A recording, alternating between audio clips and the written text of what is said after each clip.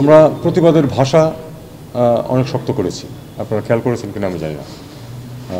আমাদের এইটুকুই এই মুহূর্তে করার আছে, এইটুকুই আসলে। আমরা তো এটা নিয়ে যুদ্ধ বাঁধাবো না, তাই না? এটা তো আপনাদেরকে বুঝতে হবে। আমরা আশা করবো যে ভারতের ব্যাপারে এটা যে অত্যন্ত সেন্সিটিভ একটি ইস্যু, সেটা কিন্তু আমরা প্রতি মুহূর্তেই বলছি, এবং সেটা আমরা আশা করবো যে তারা এটা কগনিজেন্সে নেবে। আমরা যেটা আপনারা বলছেন, আমরা সেটা বলেছি যে আমরা দাবি করেছি যে যারা এটা করেছে তাদেরকে বিচারের সম্মুখীন করা হোক।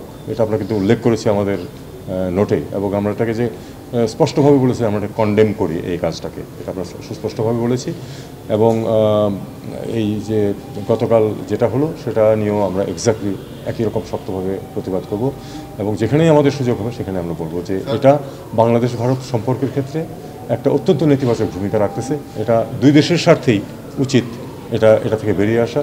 এটা ভারতের কোনো উপকার করছে এরকম কাউকে আমি বলতে শুনি না। এটা নেট রেজাল্ট তো কিছু না, আমরা তাদের কোনো রিয়াকশন পাইনি এখন পর্যন্ত, অন্তত আমার জানার মধ্যে আমি কোনো রিয়াকশন পাইনি। আমরা আমাদের প্রতিবাদ এবং এটার বিচার চেয়েছি, এটুকু। পাকিস্তানের হাইকমিশনার এসেছিল একেবারেই কার্সি দেখা করতে প্রথম আমার সাথে। আসলে তো আমি তো কয়েকদিন পরে দেশের বাড়ি গেছিলাম, কাজে সে তখন সে চেয়েছিল কিন্তু সময় দিতে পারিনি, এই জন্য তাকে সময় দিয়েছে।